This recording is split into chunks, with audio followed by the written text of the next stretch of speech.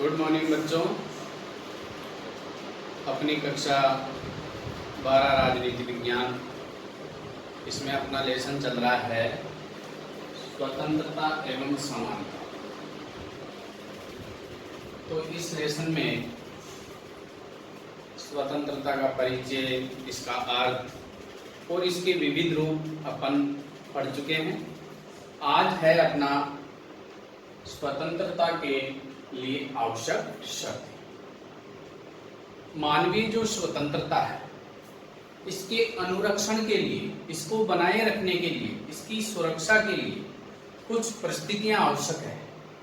और वो परिस्थितियां जिनसे स्वतंत्रता बनी रह सकती है, तो ये परिस्थितियां इस प्रकार है, ये आवश्यक शर्तें इस प्रकार है। तो आइए देखते हैं, हम इन आवश्यक शर्तों के बारे में समझते हैं। पहला है व्यक्ति की स्वतंत्रता के प्रति लगातार जागरूकता। जो व्यक्ति है वो स्वतंत्रता के प्रति निरंतर रूप से जागरूक रहे कि मेरी क्या स्वतंत्रताएं हैं। उसको इस बात का नॉलेज रहना चाहिए, तो वह अपनी स्वतंत्रता की मांग कर सकता है। लेकिन कैसे? जागरूक रहे। अगला है नागरिक की निडरता एवं साहस। यदि नागरिक में निडरता रहेगा, किसी का भय नहीं रहेगा और उसमें साहस रहेगा, हिम्मत रहेगी, तो वो अपनी स्वतंत्रता प्राप्त कर सकता है। नेक्स्ट है समाज में लोकतांत्रिक भावनाओं का पनपना।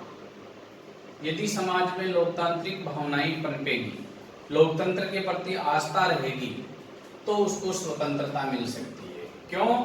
कि जो सच्ची स्वतंत्रता है वो लोकतांत्रिक शासन में ही मिलती है। इससे अगली जो शर्त है वो लिखी हुई भी है कि स्वतंत्रताएं लोकतांत्रिक शासन में ही पनपती है, जो जिसे हम अधिनायकवाद कह सकते हैं। ऐसे शासन में स्वतंत्रता नामात्र की भी नहीं होती है, व्यक्ति की स्वतंत्रताओं को दबा दिया जाता है। इसलिए जो स्वतंत्रताएं हैं वो लोकतांत्रिक शासन में ही पनपती है। आगे है साथी नागरिकों को विशेषाधिकार न होना। बहुत ही अच्छी बात है कि जो साथी नागरिक है, एक नागरिक है, उसके साथ में दूसरा नागरिक है, यदि एक को तो कुछ भी अधिकार नहीं मिल रहा है, एक को विशेष अधिकार मिल रहा है, तो भी स्वतंत्रता प्राप्त नहीं हो सकती। इसलिए सभी के साथ समानता का व्यवहार होना चाहिए, किसी को विशेष अधिकार प्राप्त नहीं होनी चाहिए। अगला है आर्थिक दृष्टि से समतामूलक समाज।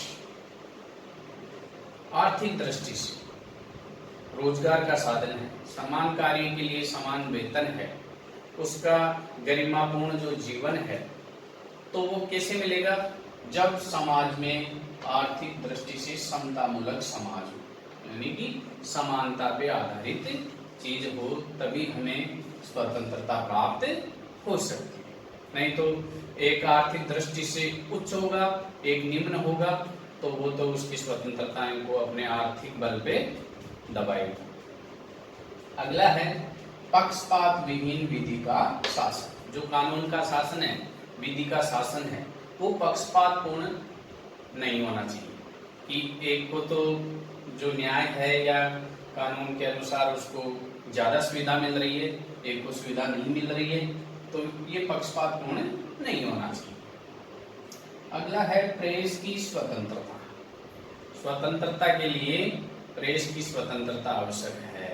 प्रेस की स्वतंत्रता होगी तो मीडिया में लोगों को यदि बंधनों में रखा जा रहा है, दबाया जा रहा है, उनको गुलाम बनाया जा रहा है, तो ये खबर यदि मीडिया में आएगी तो लोग जागरूक होंगे और उनको स्वतंत्रता दिलाने का प्रयास करेंगे। अगला है निष्पक्ष जनमत। जो जनमत है वो भी निष्पक्ष होना चाहिए, भेदभाव पूर्ण नहीं होना चाहिए, निष्पक्ष होना चाहिए, तभी स्वतंत्रता असली रूप में प्राप्त हो सकती है। इससे आगे है समाज में शांति और सुरक्षा का वातावरण। समाज में भी शांति और सुरक्षा का वातावरण स्थापित होगा, तभी हमें सच्ची स्वतंत्रताएं मिलेगी। इसके आगे स्वतंत्र न्यायपालिका। जो न्यायपालिका है, जिन जहाँ से हमें न्याय मिलता है, तो वो स्वतंत्र होनी चाहिए। वो व्यवस्थापिका और कार्यपालिका के नियंत्रण में नहीं होनी चाहिए। यदि उनके नियंत्रण में रहेगी तो उसका जो न्याय है वो प्रभावित होगा, स्वतंत्र रूप से वो न्याय नहीं कर पाएंगे। इसलिए न्यायपालिका स्वतंत्र होना जरूरी है। फिर अगला है लास्ट, जो स्वतंत्रता प्राप्ति के लिए आवश्यक शर्त है, वो है संविधानवाद। संविधानवाद का मतलब होता है कि संविधान में अपनी आस्था, संविधान को मानना, संविधान के अनुरूप शासन चलना, संविधान के जो नियम कायदे कानून है उनको मानना। तो इस प्रकार यदि ये चीजें अपने पास रहेगी, ये परिस्थितियां बनी रहेगी, तो हमें स्वतंत्रता मिलती रहेगी। इसलिए ये स्वतंत्रता प्राप्ति के लिए आवश्यक शर्त है। तो आगे आएगा अपना स्वतंत्रता के मार्ग में प्रमुख बाधाएं, तो वो देखेंगे आगे।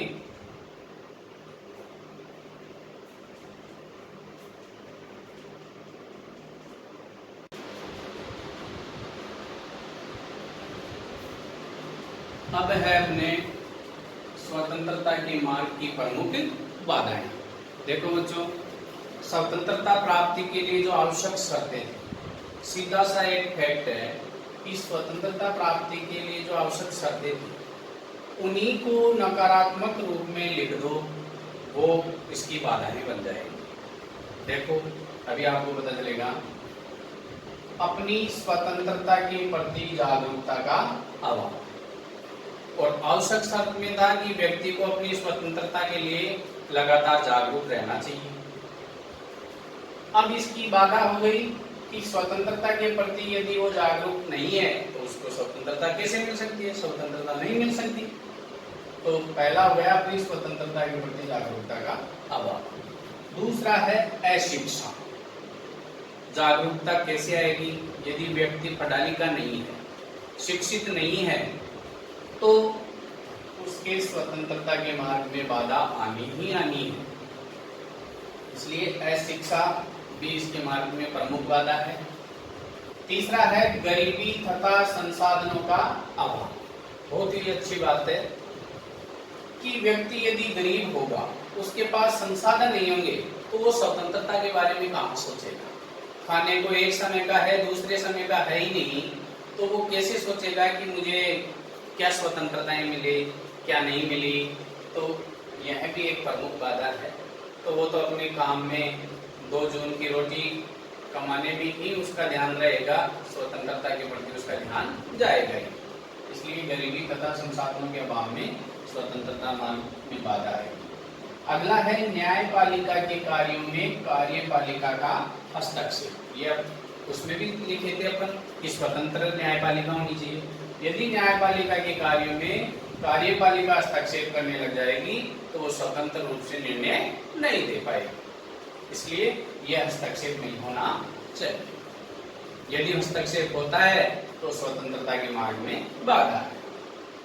फिर है संविधान में कानूनों के प्रति सम्मान का अभाव। अपन ने पढ़ा था संविधानवाद। तो संविधान में कानूनों के प्रति सम्मान का अभाव। यदि हम संविधान का सम्मान नहीं करेंगे, भारतीय संसद के द्वारा जो कानून बने हुए हैं उनके प्रति सम्मान नहीं करेंगे, तो वो स्वतंत्रता के मार्ग में बाधा उत्पन्न। अगला है अराजकता का वातावरण। यदि अराजकता का वातावरण रहेगा, भय का वातावरण रहेगा, तो व्यक्ति को स्वतंत्रता नहीं मिल पाएगी। अराजकता क्या होती है कि जो शक्तिशाली है वो कमजोर को दबाएगा। जिससे अराजकता के लिए मैं को एक चीज और बताता हूँ, मत्स्य न्याय। मत्स्य न्याय का मतलब होता है कि बड़ी मछली छोटी मछली को खा जाती है। इसी प्रकार जो ताकतवर व्यक्ति है समाज में कमजोर लोगों को दबा के रखता है, तो ऐसा वातावरण बना रहता है, उसे अराजकता बोलते हैं। तो इस वजह से भी उसकी स्वतंत्रता के मार्ग में बाधा उत्पन्न होगी। आगे है कार्यपालिका का स्वेच्छाचारी आचरण। अब जो कार्यपालिका है, कार्यपालिका में कौन शामिल होते हैं? जो मंत्री परिषद है, प्रधानमंत्री है, अधिकारी गण है, राष्ट्रपति है, ये केंद्र की कार्यपालिका। राज्यों की कार्यपालिका में वही राज्यपाल है, राज्य के मंत्री परिषद, मुख्यमंत्री, जो अधिकारी वर्ग है वो। तो ये यदि स्वेच्छाचारी आचरण करेगी, अपने मन मर्जी से आचरण करेगी, व्यवहार करेगी, तो भी स्वतंत्रता नहीं मिल पाएगी। अगला है राष्ट्र विरोधी तत्व तथा आतंकवाद। यदि देश में राष्ट्र विरोधी तत्व पनपेंगे, आतंकवाद पनपेगा, तो स्वतंत्रता के मार्ग में बाधा आएगी। इसलिए हमें स्वतंत्रता के मार्ग में इस प्रकार की यदि बाधाएं आती है तो उनको दूर करना चाहिए। तो आज का अपना जो लेसन था, स्वतंत्रता के लिए आवश्यक शर्तें और स्वतंत्रता के मार्ग में आने वाली प्रमुख बाधाएं, तो इसका प्रश्न बनता है, तो इसको ध्यान रखें।